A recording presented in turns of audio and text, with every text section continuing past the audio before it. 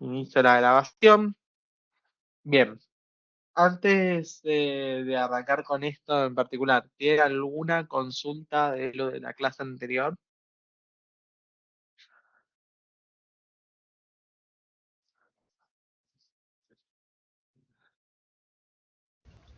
No, no. Genial.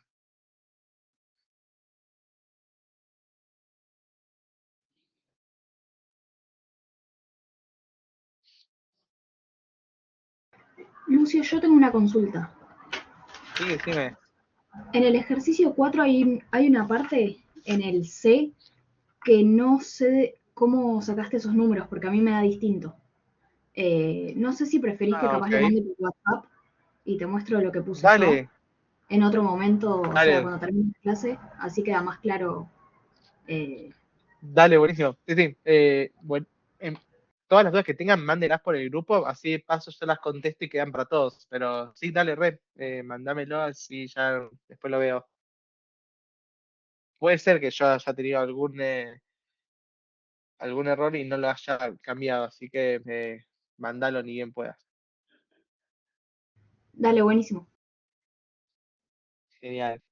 Bien, hoy vamos a arrancar con planes de pensión, adentro de los planes de pensiones, vamos a un poco ahondar en las definiciones, en el desarrollo, en todo lo que respecta también a su análisis, y después nos vamos a centrar específicamente en los planes de contribución definida. Como habíamos visto ya en las primeras clases, había dos tipos en sí de planes, tenemos de contribución definida, donde lo que estaba determinado era la cantidad que la persona iba a aportar, para poder conseguir un determinado beneficio que era en función de esos aportes que la persona realizaba. Y por otro lado, los planes de beneficio definido, donde lo que está definido era lo que iba a obtener la persona al final del plan, o sea, cuando cumplieses las condiciones para justamente cobrar ese beneficio, y en función de eso se tenían que ir haciendo las contribuciones. Ahora lo que vamos a ver es bien cómo realizar todo esto, el modelo. Vamos a arrancar por un lado con la parte más teórica, con lo que es la parte de planes de pensiones. Vimos el primer pilar, que era lo que habíamos llamado nosotros el Estado, el segundo pilar, que eran los grupos que están alcanzados por leyes, es decir, en este caso, cajas de jubilaciones, que es lo que estuvimos viendo en la práctica de la clase pasada. Y ahora vamos a ver lo que corresponde al tercer pilar, es decir, lo que corresponde a las empresas. Y sobre eso es lo que nos vamos a quedar y donde se va a centrar gran parte de la materia. Las empresas y los planes de pensiones. ¿Qué tiene que hacer la empresa? O sea, tiene que reflejar las obligaciones y pasivos en donde los estados contables, obviamente. Entonces, bien, ¿qué tiene que hacer la empresa? Reflejar obligaciones y pasivos en estos estados cuando lo que decíamos en las cajas que era, teníamos que darle beneficios eh, a los actuales y retirados y eso no estaba, digamos, reflejado. ¿Qué es lo que pasa? ¿Por qué es lo que sucede esto? Bueno, es que en los balances contables de las cajas en sí que administran planes no van a incluir en el pasivo a todo el flujo, digamos, que se está adeudando de los jubilados actuales. ¿Por qué? Tiene una excepción porque, digamos, el hecho generador, que fue efectivamente contribuir ciertos años y luego adquirir el derecho, ocurrió, digamos, en el pasado. Es decir, que en este caso, en el caso de los balances de las cajas, lo que vamos a tener es que solamente el pasivo que se exige, el exigible, es decir, los beneficios que aún no se cobraron, pero digamos todavía no se pusieron a disposición. En cambio, o sea, cuando nos vamos a un balance contable normal, no estamos refiriendo a un balance actuarial, tenemos, por un lado, pasivos onerosos, que es básicamente lo que conocemos o lo que seguramente vieron en el caso del curso de contabilidad, que son, bueno, por un lado, deudas con acreedores, o sea, tenemos en este caso cuentas corrientes, tenemos de ahorro a plazos, distintas sesiones temporales que se hagan, y después pasivos que son onerosos, o sea, pagarés, préstamos, hipotecas, eh, entre otras. Y a su vez de los pasivos onerosos tenemos pasivos de tipo contingentes. Es decir, son obligaciones que podrían o no suceder, que van a estar, digamos, generadas por un hecho que ocurrió en el pasado, digamos, un hecho generador, pero que tiene, digamos, una alta probabilidad de ocurrencia. Sí, o sea, en este caso, si tomamos como alta probabilidad de ocurrencia, un mayor al 50%. Si fuese menor a ese 50%, entonces no habría falta, o sea, no lo tendríamos que incluir, o no es necesario, no es obligatorio. Entonces, bien, el pago de beneficios por retiro va a ser algo que es contingente, o sea, es más probable que se paguen sí por retiro que no, es un mayor del 50%, lo tenemos en cuenta. Entonces, cuando hay un colectivo, o sea, cuando estamos hablando de un conjunto de personas, entonces la norma indica sí que se puede, digamos, aplicar probabilidades. Eh, entonces, bien, la pregunta es, si están todas las condiciones justamente para que los retiros que nosotros tenemos que pagar figuren efectivamente en el balance contable, ¿por qué no lo están? Es la pregunta. Eh, Porque, o sea, hay una norma en sí, una norma contable, que lo que nos dice es que las compañías que administran los planes, estos planes de pensiones, pueden no ponerlos en el balance contable y reflejarlo solamente su situación actual patrimonial en una nota. Por eso, digamos, en los balances de cajas no van a aparecer estos pasivos, básicamente.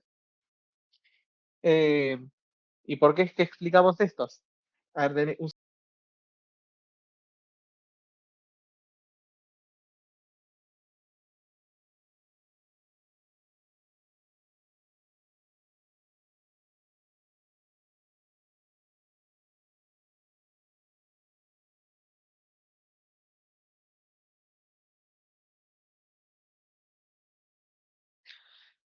eh, volví, perdón, nos quedamos acá. No aparecen los pasivos, ¿por qué? Explicamos esto porque cuando pasamos al plan de pensiones, en donde el patrocinador en un plan de pensiones no es una empresa, entonces la empresa sí tiene obligación de registrar un pasivo actuarial por el plan de pensiones.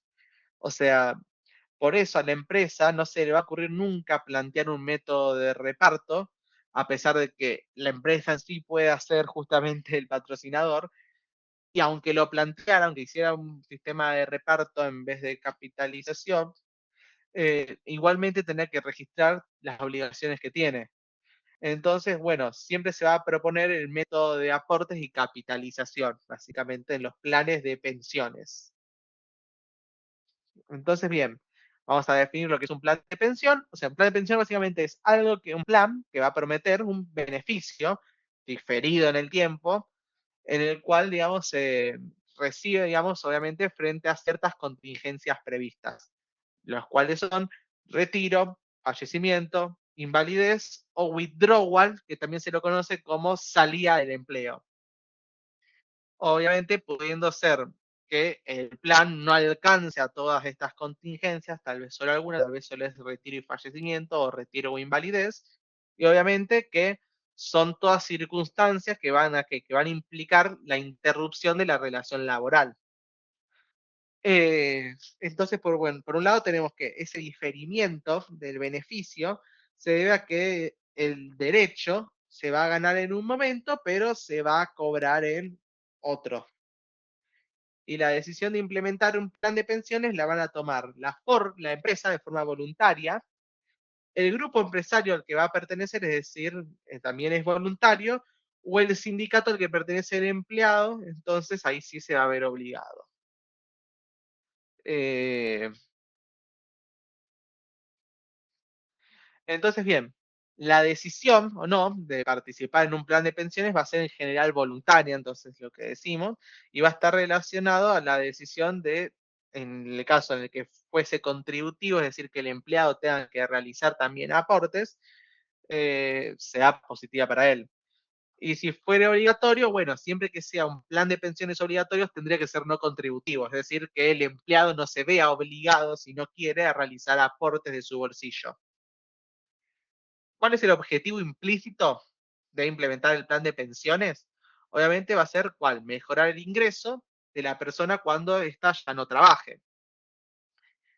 Mientras que el objetivo no explícito, obviamente, es utilizarlo como una herramienta de recursos humanos. Pero ahora bien, la pregunta es, ¿en qué sentido a ustedes, por qué les parece que se utilizaría un plan de pensión como una herramienta de recursos humanos? ¿En qué sentido? ¿Para tentar a la persona a qué? Esto es es pregunta.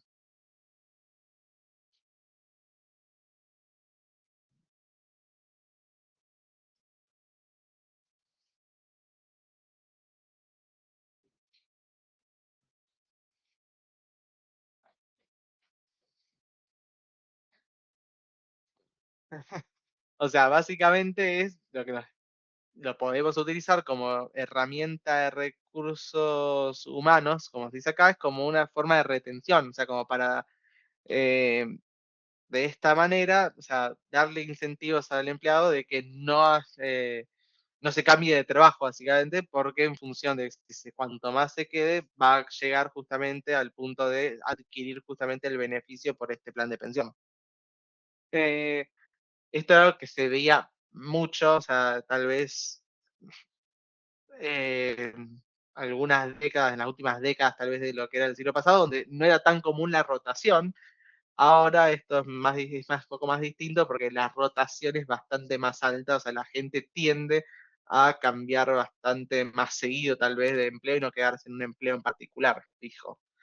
Eh, entonces, también el plan de pensiones va a ser financiado por un lado por el empleador, donde si es totalmente financiado por el empleador va a ser un plan no contributivo, o por el empleado más el empleador. De esta manera, ya si el empleado tiene que realizar aportes, se denomina contributivo.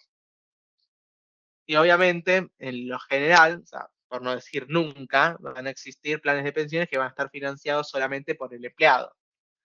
Eh, Tampoco va a ser correcto pensar que siempre haya un plan de pensiones, va a haber contribución del trabajador. O sea, no, esto no es siempre así, por lo general, o sea, hay bastantes de los que sí, hay un matching, como vamos a ver, en el cual hay por cada cierta cantidad de plata que aporta el empleado, el empleador aporta otra cantidad mayor, y sino que básicamente que lo financie todo el empleador.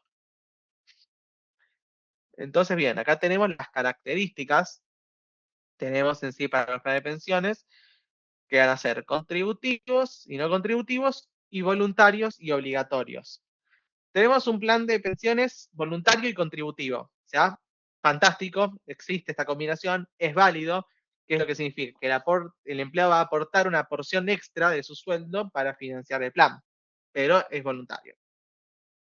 Voluntario y no contributivo, también es ok, existe y es válido porque, bueno, en este caso, el empleado no va a contribuir con una parte de su sueldo, el que va a contribuir, el que va a financiar el plan va a ser la empresa, porque este beneficio en definitiva no va a tener ningún costo extra para el empleado.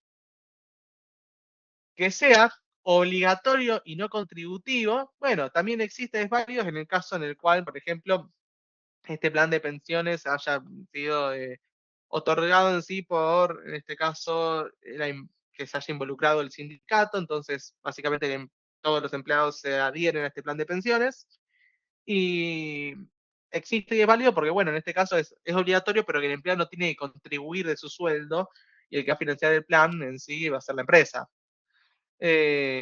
Entonces, bueno, de esta manera tenemos esta combinación. Y la última es que sea obligatorio y contributivo, que en general no existe, básicamente. ¿Por qué? Porque le estaría reteniendo una porción del sueldo al empleado, lo cual es ilegal.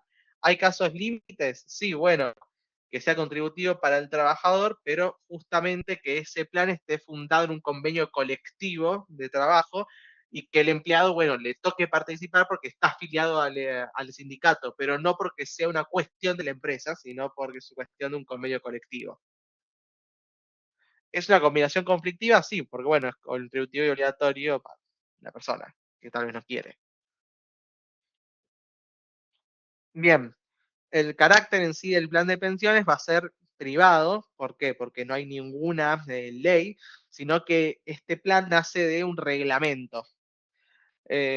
tenemos por un lado, que la administración de los fondos y obviamente el pago de los beneficios de pensiones también es privada, pero puede haber en algunos casos participación pública. Si la empresa, digamos, lo hace, o sea, si la empresa lo hace al plan, estamos diciendo, entonces vamos a estar en el caso de un plan no fondeado. Porque, bueno, no se van a tener estrictamente identificados los activos financieros con los que vamos a respaldar después el plan. Eh, y lo que podría hacer es, en este caso, la empresa podría ceder la administración a un tercero. En el caso en el cual si la empresa cede la administración de los recursos a un tercero, estaríamos hablando ahora ya de un plan fondeado, en el cual obviamente están identificados los, los activos financieros con los que se respaldan las obligaciones del plan.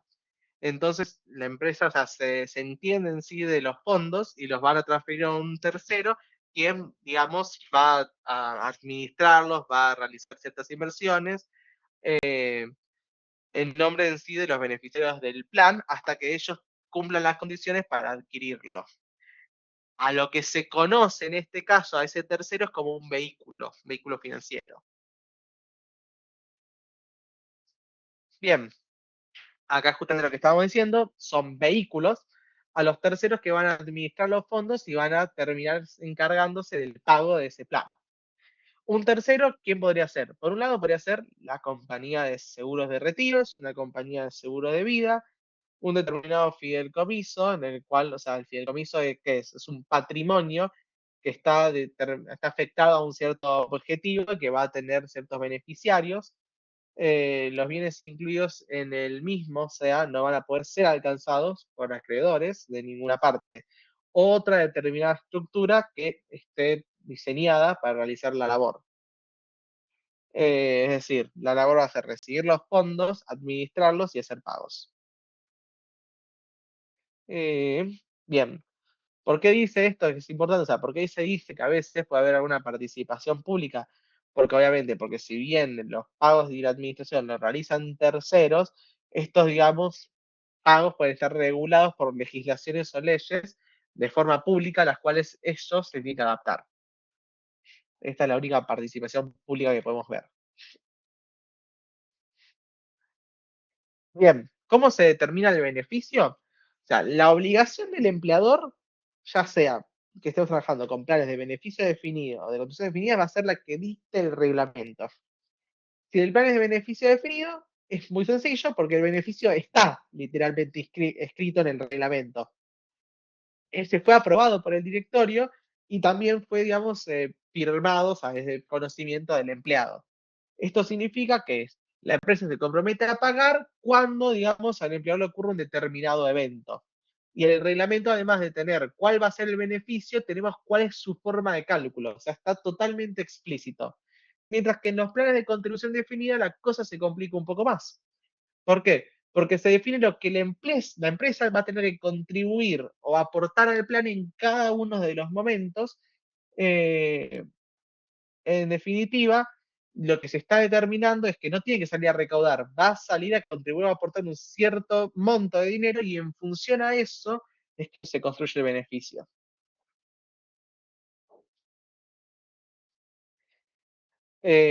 O sea, el más fácil de administrar y el menos riesgo para la empresa va a ser de contribución definida. ¿Por qué? Porque es más fácil determinar como empresa cuánto es lo que voy a contribuir al plan para ese determinado empleado y en el futuro, digamos, pagarle lo que haya generado y chau. O sea, la complejidad y riesgo de definir el beneficio futuro y tener que siempre recaudar, digamos, o recalcular la contribución que se haga de forma actual para mantener el equilibrio es algo que también constituye también una cierta cantidad de, ya sea riesgo y de recursos y dinero. Para un empleado, obviamente, siempre va a preferir que el plan de pensiones de beneficio definido. Y a su vez, el hecho de que existan estas dos distinciones va a llevar justamente a técnicas actuariales que vamos a ver distintas. Para el caso de la contribución definida, no va a haber una obligación en expectativa, va a haber un beneficio tal vez target, eh, pero ese beneficio target puede no cumplirse tranquilamente. el único derecho que tiene el empleado es, obviamente, a recibir lo que se haya acumulado a través de los aportes en esa cuenta. Por otro lado, en el caso de beneficio definido, va a haber una obligación en expectativa. ¿Por qué? El empleado va a tener el derecho de recibir una determinada cantidad de dinero de determinada forma, no importa ya después si es en función de renta vitalicia, de forma garantizada o no. Esta obligación después obviamente va a depender de la evolución de las variables. Entonces, bien, ¿cuál es la diferencia en el reglamento entre un plan de beneficio definido y uno de contribución definida? Es que, digamos, en cualquier otra forma distinta va a haber una obligación en expectativa. Entonces, es muy fácil definir a la contribución definida, pero el beneficio definido se lo define como todo lo que no sea contribución definida. Entonces, bien, acá estamos en un caso, vamos a hablar ahora de un caso border, en el que nosotros, o sea, suponemos que el reglamento define que el beneficio que va a consistir en contribuciones acumuladas, crecidas y ajustadas con cierto índice inflacionario. Luego, el beneficio se va a calcular a partir de qué? A partir de la acumulación de fondos con una determinada tasa, por ejemplo, que sea la tasa libre de riesgo. Entonces, ¿esto qué es? Va a ser un caso borde, un caso intermedio entre lo que es la contribución definida y el beneficio definido. ¿Por qué? El empleador lo que va a hacer es transferir sus contribuciones a un tercero para que las invierta.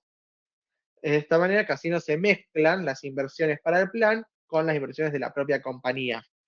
Y el beneficio entonces va a quedar definido como la contribución del empleador más todos los rendimientos que se generen.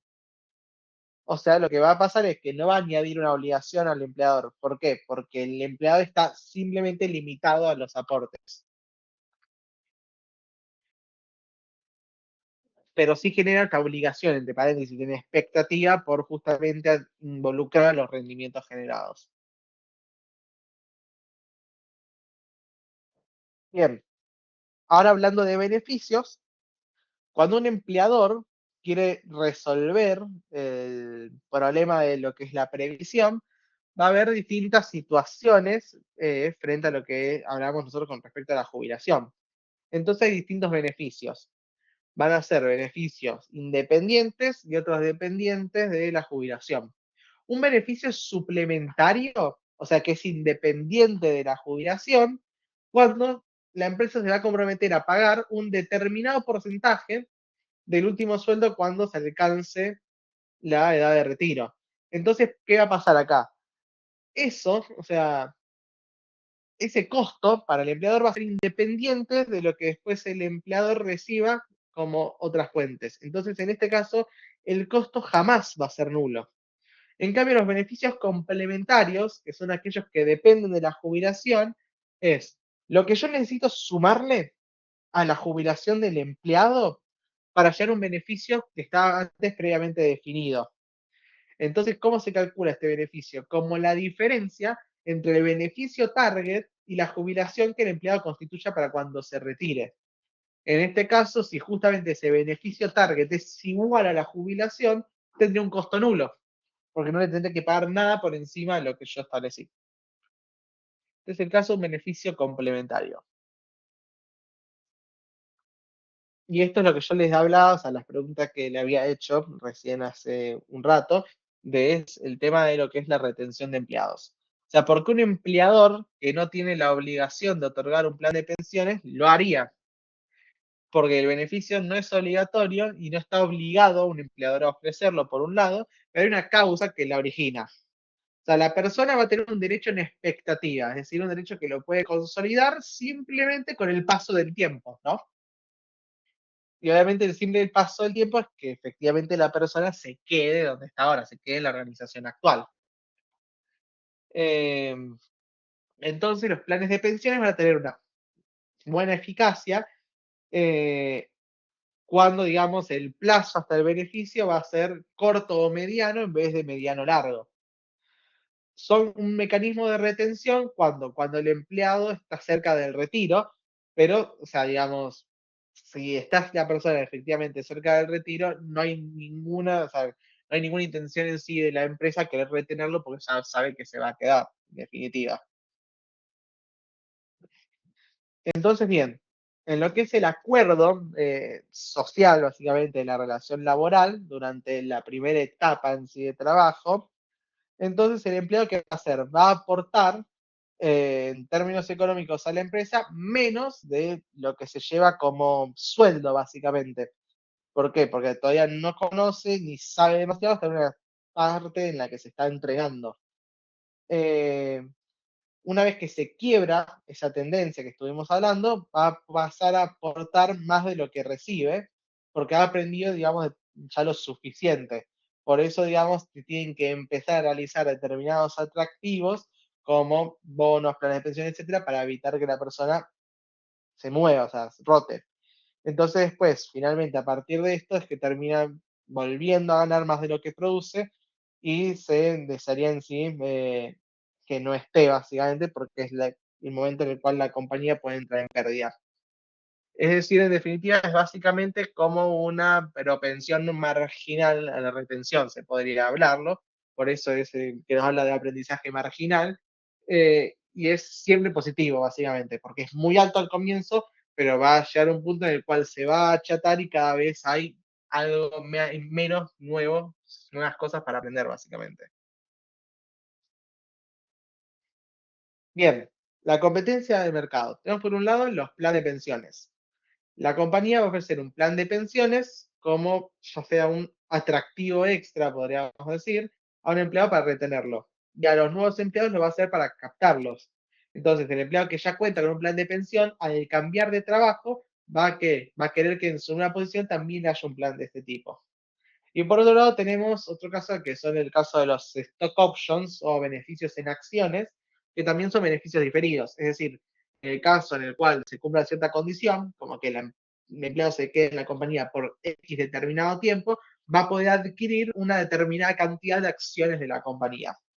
Eh, Acá nos dice en este caso opciones de compra de acciones a un determinado precio, donde ¿qué va a hacer este mecanismo?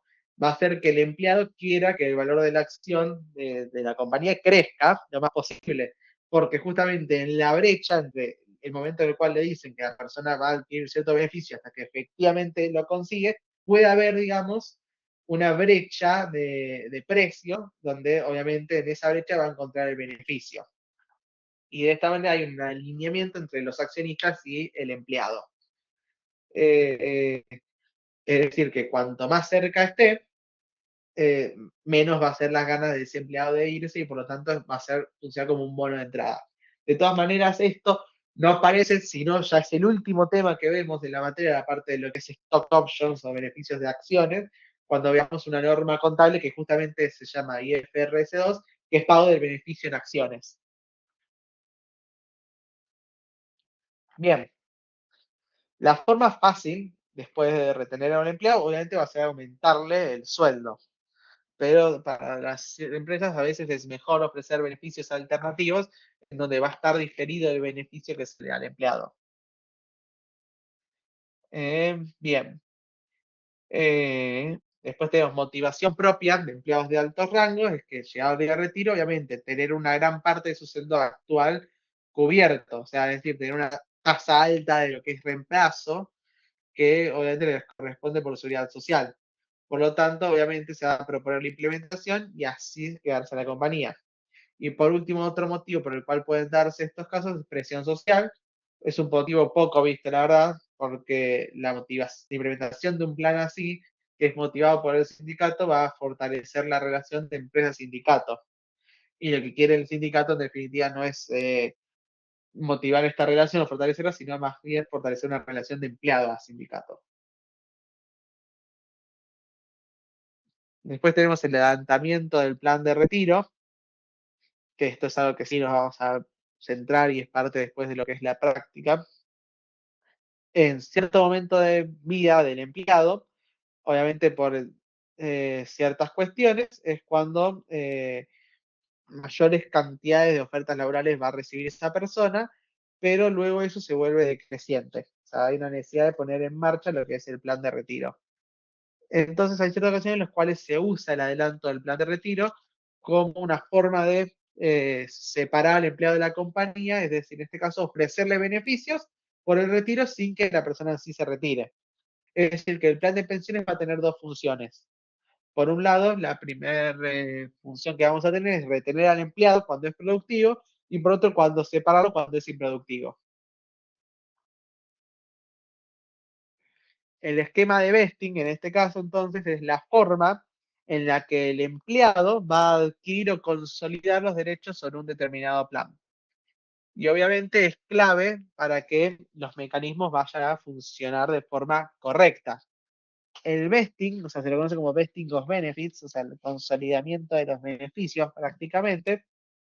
eh, y es en este momento, o sea, con el vesting, que la persona tiene derechos adquiridos, que el dinero del empleador va a pasar paulatinamente a ser dinero pagado al empleado retirado.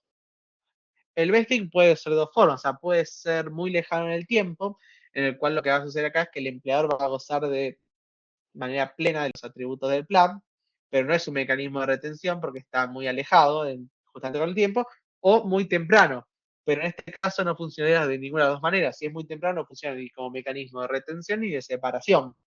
En Argentina, por lo general, lo que se determina es que el mecanismo de vesting está a partir de, o sea, se consolida, se empieza a consolidar un porcentaje del beneficio cuando pasan 5 años.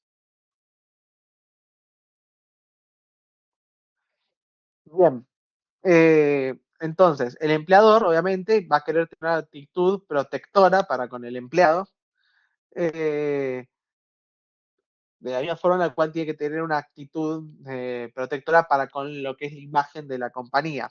Entonces, las dos actitudes posibles van a poder ser, por un lado, la protección. O sea, le va a interesar qué es lo que pasa después del retiro, justamente.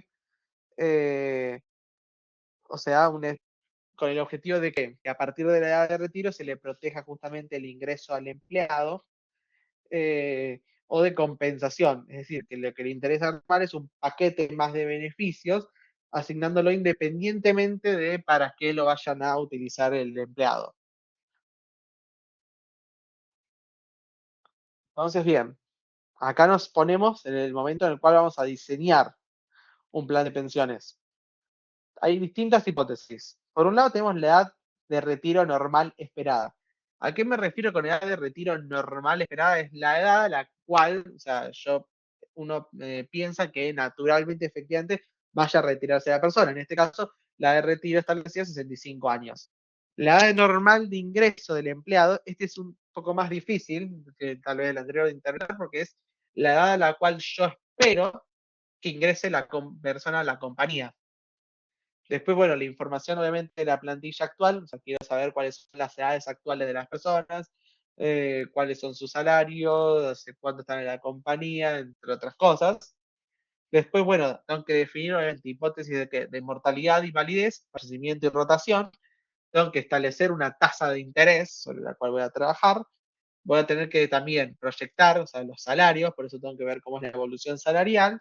Y obviamente acá lo que voy a tener es que no voy a dejar que, dijimos que estábamos en un modelo de capitalización, o sea, no vamos a dejar el dinero parado sin hacer nada, así que lo que vamos a tener en cuenta acá también va a ser una tasa de rendimiento.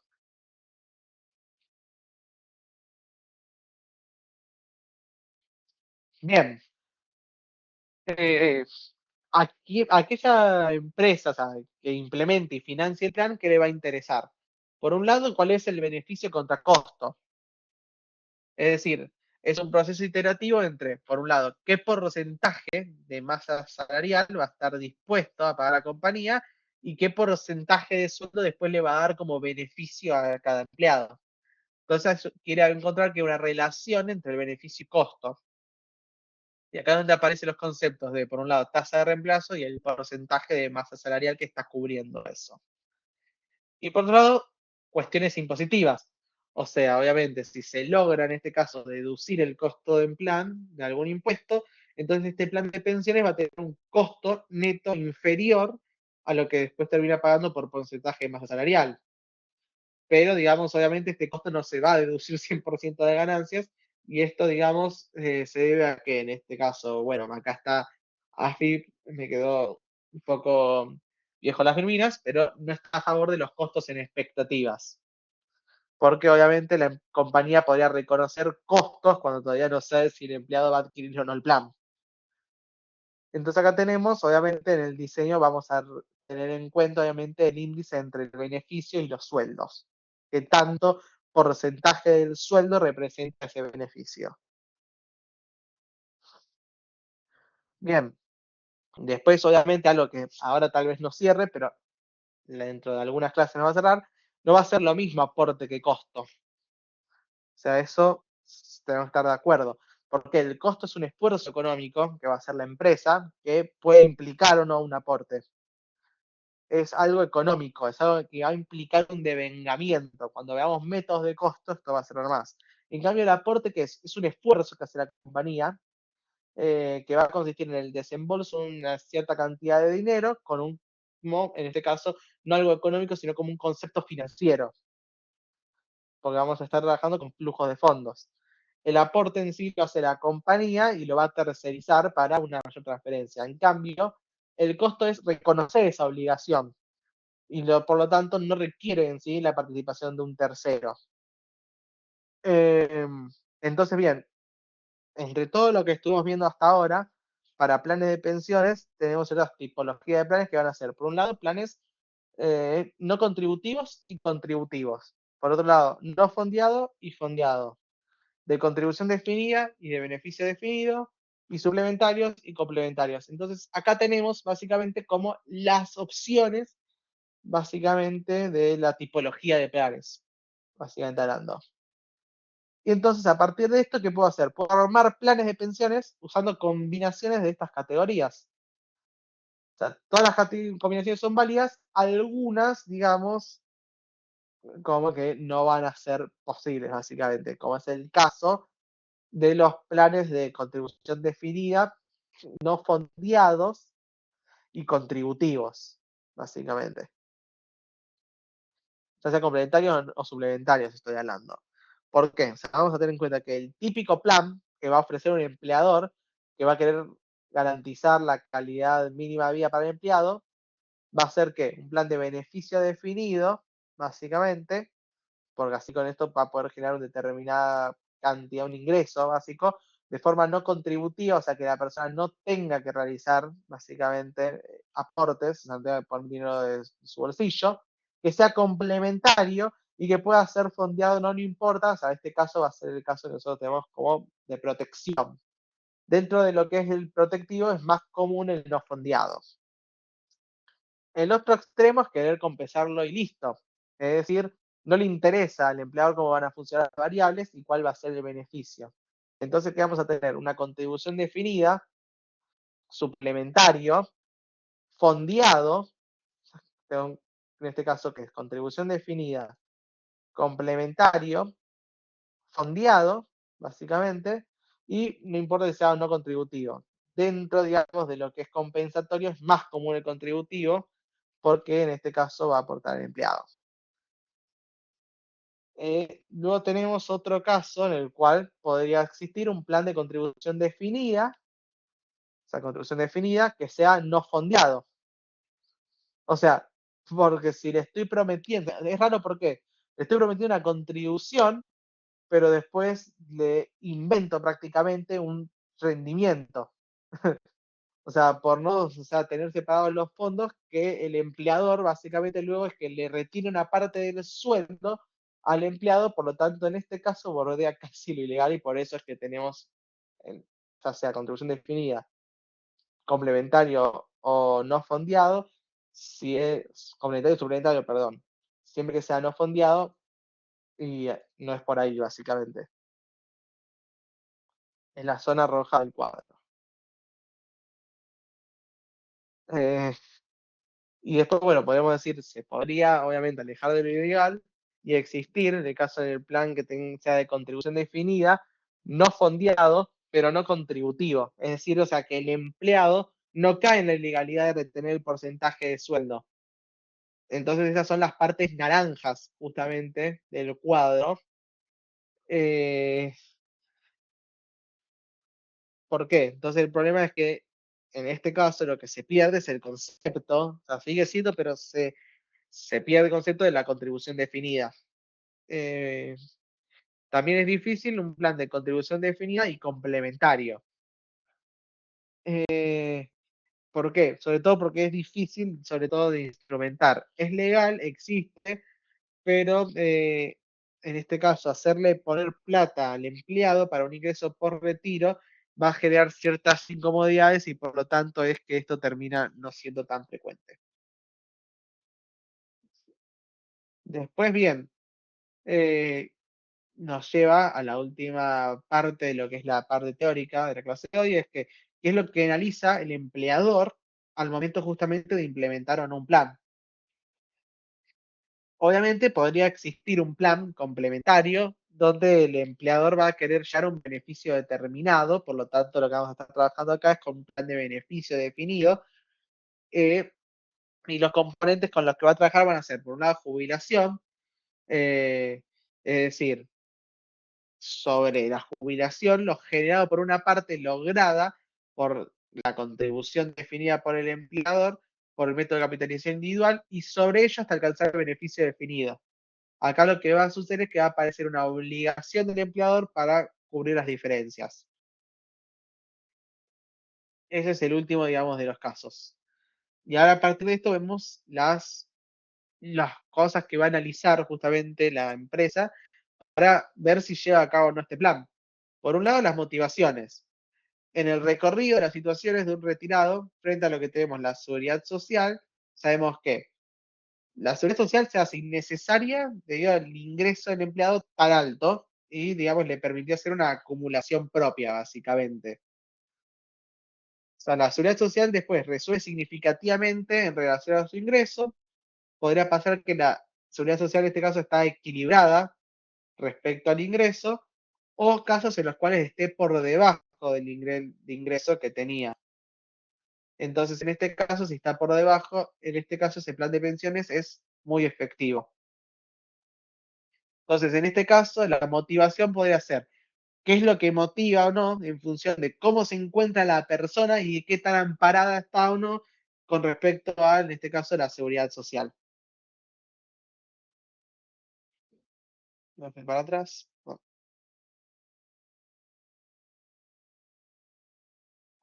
Después, bien, tenemos cierta suficiencia de si es suficiente o no esa seguridad social. Es decir, que este es el primer paso de análisis, que es entender cómo, ya sea que la persona esté protegida o no esté protegida por la seguridad social, cuando yo esté analizando el plan.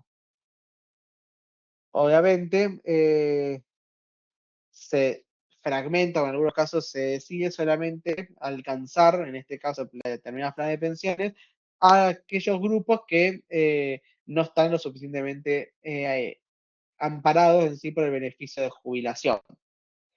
Entonces, bien, los sujetos que van a participar del plan de pensiones van a ser aquellos que estén de la mitad de pirámide de ingresos para arriba. Entonces, la mitad de la pirámide para abajo van a quedar supuestamente protegidos por la seguridad social y también se los van a excluir del plan en definitiva. Después tenemos la evaluación del empleador, porque el empleador va a tratar de entender cuáles van a ser los vínculos, habíamos visto, o sea, la de costo-beneficio, contribución definido, y de beneficio-costo. Es decir, obviamente, lo importante para el empleador en este caso va a ser entender cuál va a ser el vínculo que incluyen a estas cuatro variables. Entonces, bien, acá va a aparecer todo justamente el desarrollo de las hipótesis, que es lo más importante para la determinación del plan. ¿Por qué? Tenemos que determinar, obviamente, por un lado, la tasa de interés real, teniendo en cuenta inflación en ciertos casos, todas las hipótesis que haya de rotación de la persona, que llegue al retiro, después la evolución de los sueldos, teniendo en cuenta acá este porcentaje de la variación salarial, y por último, justamente la de retiro. Eh, Bien, entonces vamos a dejar de pensar tal vez acá en ciertos momentos en seguros individuales. ¿Por qué? Porque siempre en estos casos, cuando estamos hablando de estos casos, la administración, o sea, cómo se maneja es colectivo. O sea, lo individual es lo que le ofrezco al asegurado, pero después una vez que el asegurado forma parte dentro del plan, el hecho generador es, en este caso, un beneficio dentro de lo colectivo. Eh, bien, esto no le presten tanta atención.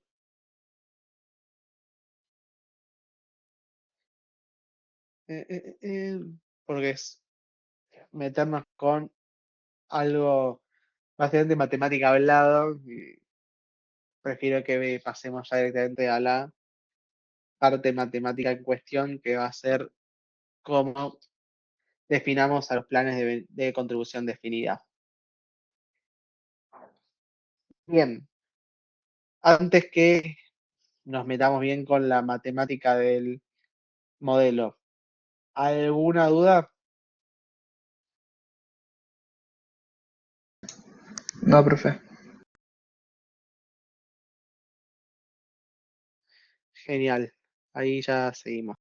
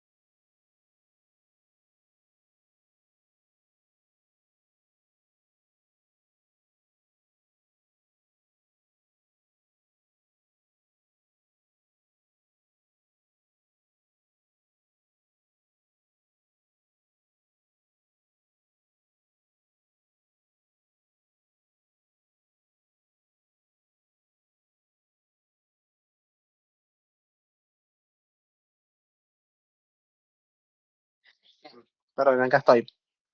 Eh, Nos metemos con los planes de contribución definida. Al momento en el cual se diseña este tipo de plan, lo que tiene que hacer justamente la compañía es plantear una relación de aporte y beneficio. Es mutuos, por eso está justamente con esa flecha. Eh, Uno va a llevar al otro, básicamente, y la empresa va a hacer entonces un aporte y el retirado se va a terminar llevando esa cuenta acumulada. Los aportes que se realicen van a ser invertidos por una empresa, ya sea ella misma, el cual va a ser no fondeado, o los va a tercerizar, en este caso buscando un vehículo que va a llevar la cuenta, que va a ser un plan fondeado. El tercero, bueno, puede decirnos y transferirle, digamos, al retirado de forma confiable el rendimiento obtenido por cada uno de sus aportes. Y de esta manera lo que va a suceder es que la empresa básicamente se desliga. Obviamente los de planes de contribución definida van a ser los más fáciles de calcular porque simplemente va a aportarse, se va a invertir y luego va a, digamos, se va a generar un rendimiento justamente de esta inversión. Y no hay una expectativa o contingencia para el empleador. Simplemente se le aporta y chau. Son planes después en los que la empresa se va a obligar a realizar una contribución. Y esa contribución es la promesa final y va a ser su costo último. En este caso, o sea, lo que va a suceder es que se deja el costo como una variable independiente y lo que se conoce en definitiva luego va a ser el beneficio a obtener. Entonces, en un plan de contribución definida va a haber, por un lado, una promesa de contribución y por otro lado vamos a tener algo que se llama, que lo que vimos recién, el vesting of benefits, en el cual va a hacer que el determinado paso del tiempo se pueda adquirir o no una cierta porción del beneficio. Entonces, bien, acá, o sea, esto lo podríamos pensar, esto no lo ven ustedes en personales, pero básicamente hay seguros colectivos, de retiro colectivo, y estos seguros de retiro colectivo tienen tres cuentas. Por un lado tiene la del empleado para realizar aportes, la del empleador que va a estar asignada al empleado, básicamente, y por otro lado, eh, una cuenta colectiva para el empleador que va a recibir aportes del empleador, pero que no va a tener una designación para un empleado específico. O sea, en este caso hay 3 cuentas. Una vez, digamos, que se decidió que el plan sea de contribución definida y no de beneficio definido, obviamente hay que ajustarlo para ello. Y en partir de esto es que encontramos 3 tipos de esquemas. Por un lado tenemos la contribución definida pura, en el cual lo que sucede en el método de contribución definida pura es que el empleador se va a comprometer solamente a realizar un determinado aporte, porque lo decidió y porque así es como dispone de los fondos. O sea, por ejemplo, dice que va a aportar un 8% de los sueldos para cada empleado, punto. No hay una evaluación de para qué se va a alcanzar ese monto en el futuro, sino que lo que se dice es, aporto esto y se terminó. Esto es bastante habitual porque en definitiva el empleado sabe cuánto le sobra hoy como para en lugar de aumentar el sueldo, ofrecer un plan de pensión. Perdón, acá es el empleador, sabe cuánto le sobra hoy como para en vez de aumentar el sueldo, ofrece plan. Después, este es el caso que más fácil en sí nos va a permitir modelar y el que, o sea, bastante sentido hace, el cual se llama contribución definida de beneficio u objetivo o target. Presten atención porque es a partir del cual vamos justamente a ver todo lo que es la práctica de la semana que viene. Una contribución definida de beneficio target nos dice básicamente, vamos a definir a la contribución en función de un determinado objetivo. Es decir, en este caso es deseable en un futuro que disponer de cierto monto o tasa de reemplazo, siendo en este caso la tasa de reemplazo un porcentaje en función del último sueldo de la persona. Entonces, el empleador, ¿qué va a hacer? Va a construir el aporte en función de la variable edad de retiro, en función de la variable tiempo, de cómo rinden los fondos, de cómo se ajustan los salarios, entre otras. Y vamos a plantear y mirar el vínculo y van a existir 2 formas. Por un lado, vamos a mirar la ecuación de igualdad sin el factor P a la menos 1, donde P a la menos 1, ¿qué es? Es igual al interés biométrico. Es decir, que acá simplemente vamos a encontrar un porcentaje del salario que va a representar lo que se tiene que aportar realmente, o por otro lado podríamos tener dicho en cuenta ese factor. Entonces, en este caso, no estamos viendo lo que aportamos realmente, sino el costo neto. Entonces, bien, si el beneficio target va a equivaler, en este caso, a la tasa de reemplazo del último sueldo, como renta vitalicia, valuada la de retiro, vamos a tener que el beneficio target va a ser un porcentaje del último salario, multiplicado por, en este caso, ¿qué? El salario de la persona, la edad X, el cual va a estar llevado por 1 más el porcentaje de variación salarial hasta el último momento, por eso va a ser hasta el de la edad un año antes de la edad de retiro, y se va a pagar en este caso como en función de una renta vitalicia. Y si el beneficio target va a equivaler a la tasa de reemplazo, pero del promedio de los últimos salarios, entonces acá tenemos, bueno, esta tasa de reemplazo por el salario de la edad X, que va a estar determinado justamente a este beneficio, que es la suma, perdón, esto no va, es simplemente la suma de cada uno de los salarios, y por eso estamos acá teniendo en cuenta de que eh, lo que tenemos acá es cada uno de los salarios promediados entre sí. Estas son distintas opciones en las cuales podría venir el beneficio target. Que eso, de todas maneras, no se preocupen. Si tal vez así con letras, con tasa de reemplazo y todo eso no queda tan claro, ya la semana que viene con los ejercicios prácticos esto va a cerrar un poco más.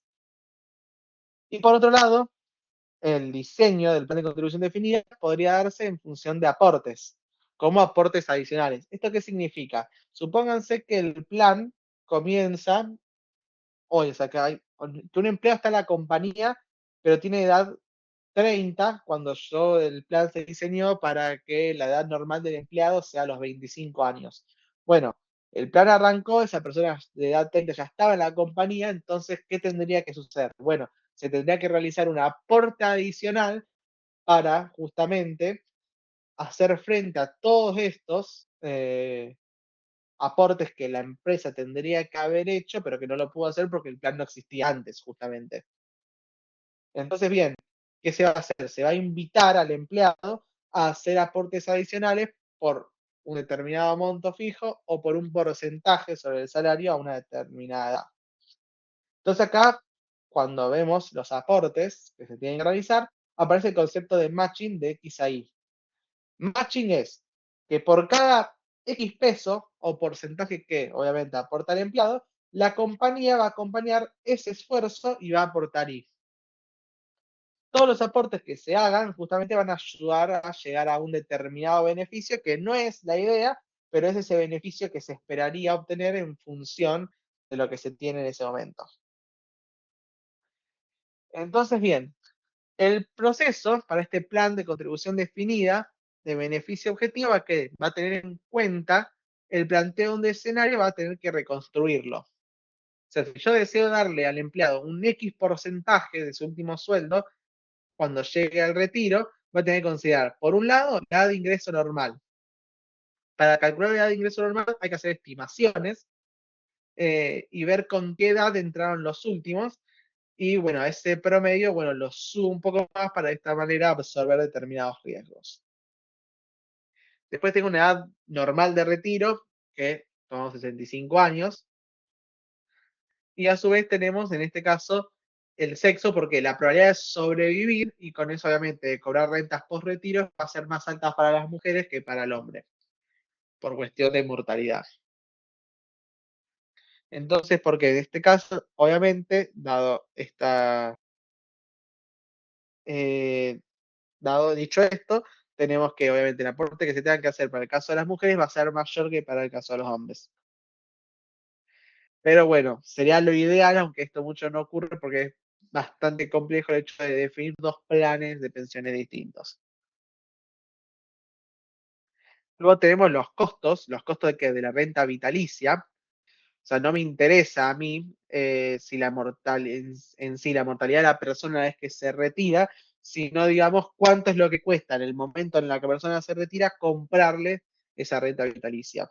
Después tenemos los rendimientos de los fondos. Obviamente tenemos que estimar una tasa de interés real a la cual nosotros podemos yo proyectar para obtener rendimientos para estos fondos invertidos.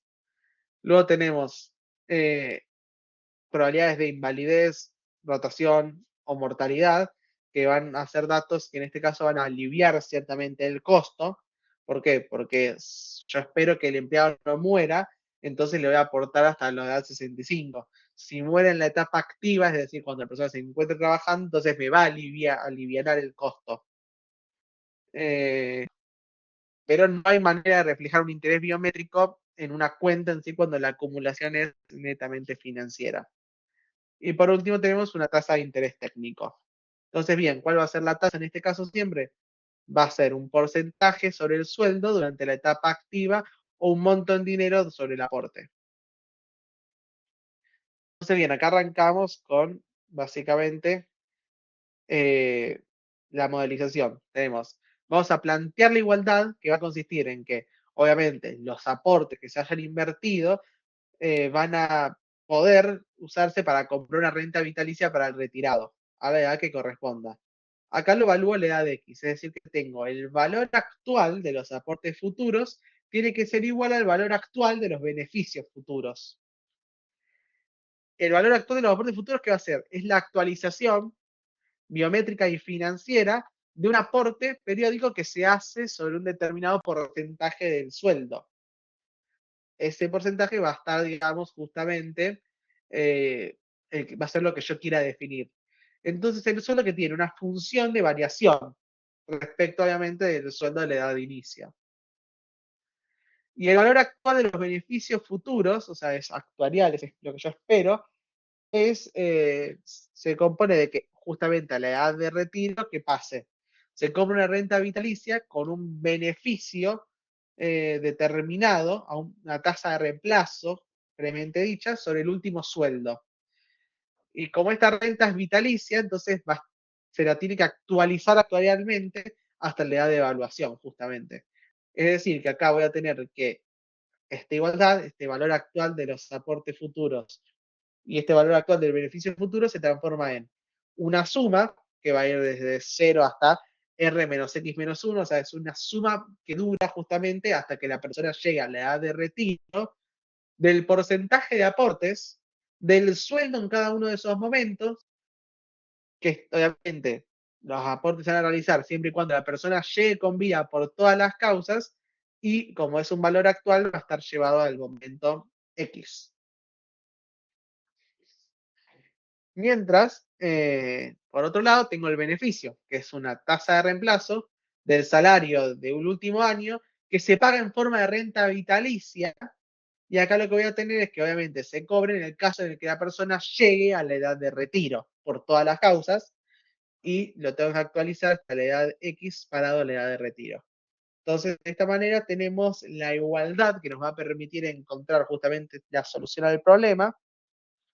Entonces, ¿qué tengo por un lado? Tengo que el porcentaje de aportes, yo dije que era un porcentaje G, o sea, lo voy a llamar G. El salario, en cada uno de los momentos, el salario en X más T, se puede definir como el salario en X por la variación salarial. Este caso, o sea, el salario en X más T dividido el salario en X, no es otra cosa que la tasa de variación salarial, multiplicado por las probabilidades y actualizada a cada uno de los momentos. Y acá lo mismo, el salario, el momento, digamos, el último salario que va a percibir una persona, o sea, en la edad anterior al retiro, va a ser el salario en ese momento dividido el salario al inicio, que esto va a ser la tasa de variación salarial que teníamos acá donde estábamos. Voy a ir un rato para atrás, está acá. 1 más la variación salarial a la R menos X menos 1.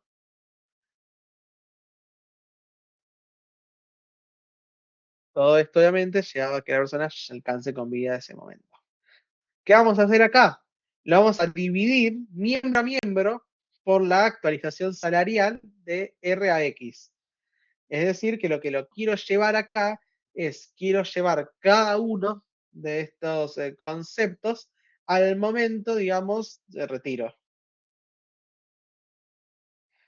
Entonces, bien, lo divido por R menos X, entonces acá, ¿qué es lo que estoy haciendo? Estoy llevando cada uno de los conceptos, o sea, si yo divido este término de acá, pasa dividiendo acá, me va a quedar la probabilidad de que la persona llegue con vida a todas las causas hasta cada uno de los momentos T, dividido por la probabilidad de que la persona alcance con vida la edad R menos X. Es decir, que básicamente lo que estoy calculando acá es el hecho de que la persona de edad X llegue en cada uno de los momentos hasta la edad R menos X. Por eso va a ir con una tasa de interés biométrico. Y obviamente paso dividido también la tasa de actualización salarial, la tasa de, nada que ver, la tasa de interés, básicamente, perdonen, y cuando lo paso dividiendo, esto me queda una capitalización hasta el momento de retiro. Y entonces solamente del lado del beneficio me va a quedar la tasa de reemplazo por el salario en cada uno de esos momentos del tiempo multiplicado por la renta vitalicia. Entonces, bien, ¿qué es lo que me permite llevarlo justamente, dejarlo evaluado en la edad de retiro? Esto nos permite entender algo que básicamente es lo que pasa con el interés biométrico. Acá presten mucha atención. Eh, Básicamente, ¿qué concepto me permite entender el interés biométrico?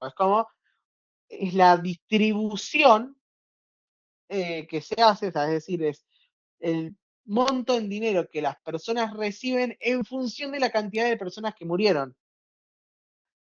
Teniendo en cuenta esto, ¿qué es lo que pasa? No hay una redistribución. No significa que por el hecho de que una persona muera, más personas van a recibir mayor cantidad de dinero en un plan de pensión. Por lo tanto, no tiene sentido justamente tener en cuenta el interés biométrico en los planes de contribución definida y por eso es que nosotros al interés biométrico lo tomamos igual a 1. O sea, lo dejamos de considerar y es esta la expresión que nosotros tomamos, básicamente, para realizar el cálculo. Va a ser la misma expresión de antes sin el interés biométrico. Entonces, de esta manera, si lo volvemos a evaluar en la ADR, vamos a tener una suma para cada momento, para cada salario que tenga la persona en la edad X, actualizado, obviamente, al momento X y multiplicado por la tasa G, va a ser igual a la tasa de reemplazo por el último salario pagado en forma de renta vitalicia y actualizado al momento X. Entonces, de esta manera, ¿qué me va a permitir? Me va a permitir obtener ese porcentaje a contribuir en función del sueldo de cada edad. Eh, no estamos sumando intereses por el simple hecho de que la persona permanezca en el grupo, entonces ahora estamos no en algo actuarial, sino en algo netamente financiero, entonces vamos a tener un mayor porcentaje. Esta tasa G va a ser mayor que la tasa G que teníamos en función cuando consideramos de que se le paga una cierta cantidad de dinero a la persona por simplemente haber llegado con vida a la edad. Entonces, bien, el plan va a estar diseñado para qué? Para la persona efectivamente que está en la empresa y que va a llegar a la edad de retiro, haya acumulado lo que tiene que acumular para poder hacer frente a la renta vitalicia. Obviamente, incluyendo lo biométrico, ese equilibrio se va a romper. Y para construir el aporte, lo hacemos simplemente netamente financiero. Entonces, bien, en los planes de contribución definida, por lo tanto, lo que tenemos es que durante la etapa activa no hay intereses biométricos y van a ser todos fondos acumulados de forma financiera. Pueden rescatarse, en este caso, hasta la edad de retiro. Una vez que se llega a la edad de retiro, se va a comprar una renta vitalicia y no va a haber más derechos sobre los fondos. Y no, obviamente no existe la posibilidad de rescatarlos. Entonces, la compañía de seguros va a imponer que un cargo castigo al empleado por rescate durante la etapa de aportes. Obviamente recordando que una vez que entra la etapa de retiro, no existe la posibilidad de rescatar. Bien. Aporte adicional.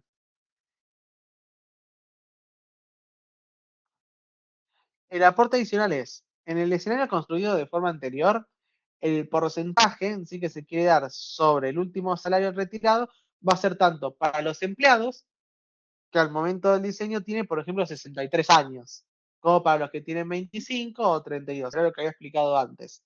Pero todos tienen que llegar al porcentaje deseado. Entonces, el actuario eh, no tiene que exponer ni dejar escrito a un beneficio deseado, siempre y cuando el plan sea estrictamente de contribución definida. Si la persona en sí, obviamente, termina teniendo una carrera en la empresa más larga de la que se esperaba, entonces el beneficio acumulado también va a ser mayor. Entonces, ¿qué pasa acá? Este aporte adicional, esto sí es importante que lo tengan presente, se va a hacer pura y exclusivamente para las personas que estaban en la empresa cuando el plan se implementó.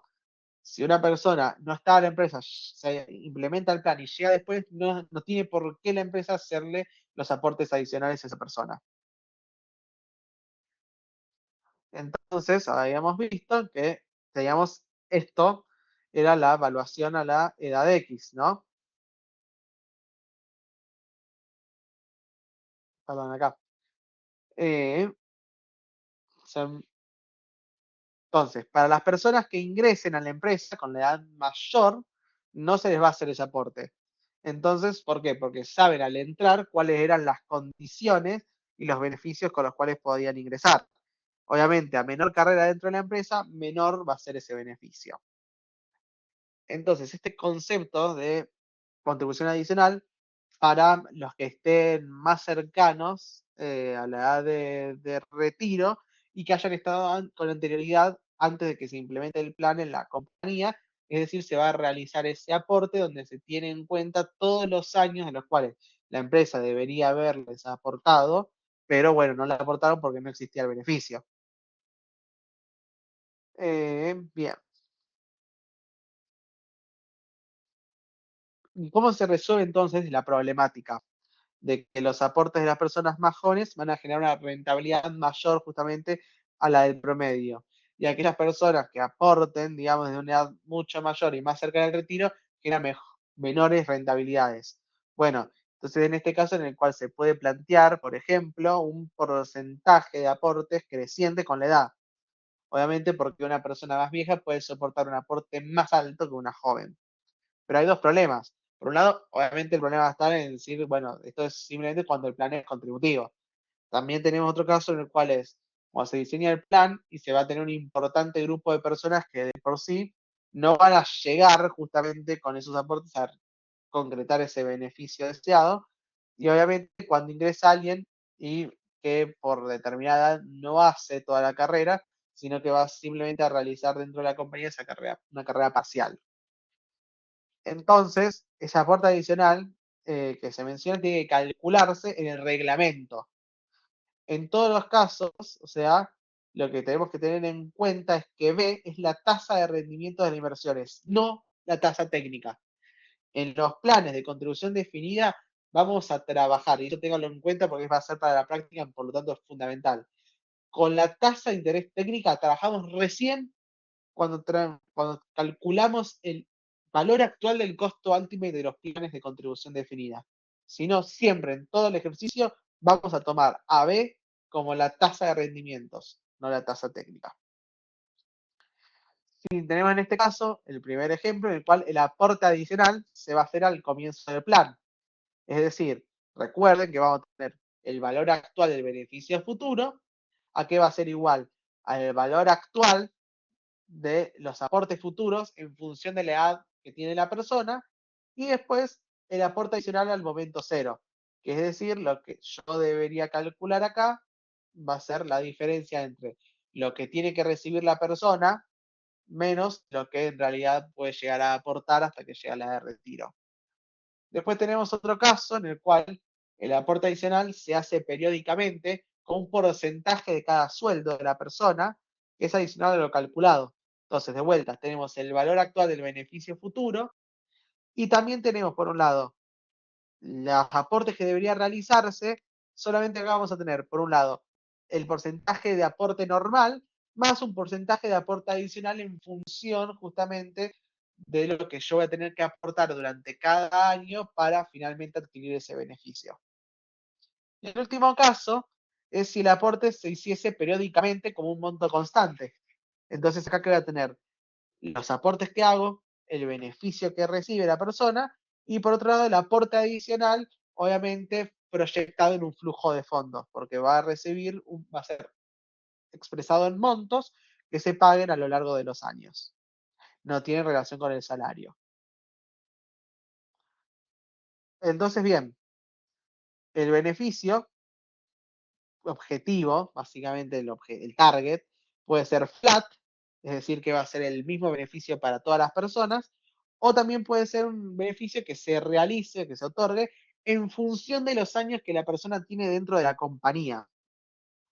Entonces, para este caso, digamos, hay que tener en cuenta, por ejemplo, la edad que tenía el empleado cuando se implementa el plan, la edad que tenía el ingreso, eh, después la evolución salarial, cuánto vale la renta vitalicia, entre otras. Pero acá básicamente lo que estamos diciendo es que le estamos otorgando este beneficio, le estamos dando un extra en función justamente de cuánto estuvo antes. Entonces, bien, el aporte adicional que estoy mencionando, no me fui de vuelta a la página anterior, no sé por qué.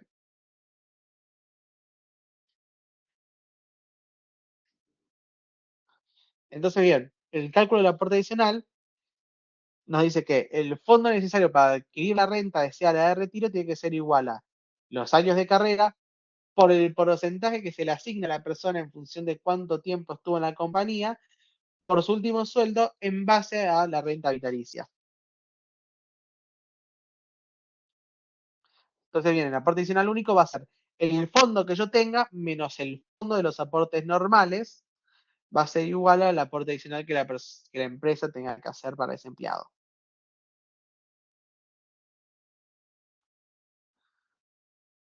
Esto es lo mismo que vimos recién.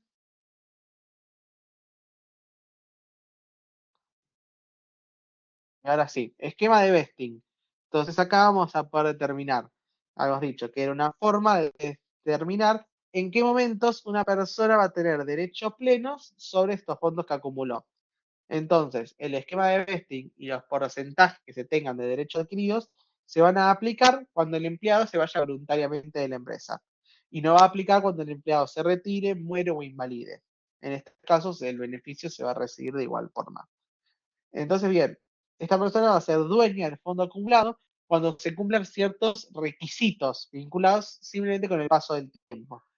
Hay una tabla que contiene tiempo en el plan de pensiones y por otro lado el porcentaje de derechos adquiridos en función de ese tiempo.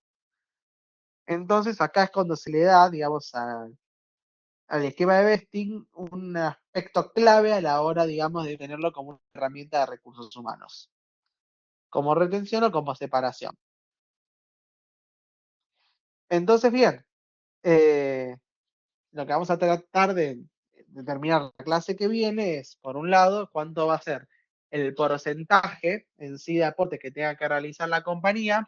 Por otro lado, determinar que vamos a tener que determinar cuánto va a ser en caso en el que se tenga que hacer o no el aporte adicional. Y por último, obtener cuánto va a ser en sí el costo que tenga este plan de pensión. El costo del plan para el empleado entonces va a depender justamente de la rotación de la persona, de ese esquema de adquisición de los beneficios que también era el vesting. Entonces tenemos que tener la expectativa de que se vaya esa persona en cada fecha. Entonces vamos a tener una distribución que va a explicarnos, por una parte, cómo va a funcionar, cómo la rotación, cómo funciona la rotación y cómo se van a terminar consolidando los costos. Entonces acá, sí, cuando hablamos justamente del costo del plan de pensiones, vamos a tener o vamos a adquirir de vuelta en el juego los decrementos. O sea, vamos a volver ahora sí a considerar ya no algo netamente financiero, sino lo actuarial, es decir, cuál es el costo que yo esperaba del plan. Entonces, bien, vamos a tener que establecer una función que va a representar el costo esperado del plan de pensiones.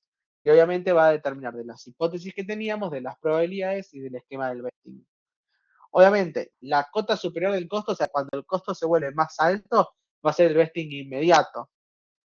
Es decir, los beneficios adquiridos inmediatamente. Y la cota inferior del costo del plan es cuando los beneficios se adquieren totalmente al final. Esto de acá no lo van a, tal vez no lo terminen de entender ahora, ya para la clase viene, cuando veamos la práctica de este tema, va a cerrar. Pero nada, ya con esto terminamos de ver, digamos, la teoría de planes de pensiones y de planes de contribución definida para ya la clase que viene encarar de lleno la práctica de este tema. ¿Alguna duda con lo que vimos? ¿Algo que no les haya cerrado claro? No, ninguna. Ok, yo ahora les comparto estas filminas. Nada, compártame el ejercicio que me dijeron. Hace un rato así lo veo y cualquier cosa me escriben al grupo. Así que bueno, gente, nos vemos la semana que viene. Que tengan un lindo fin de. Dale, nos vemos, buen fin de.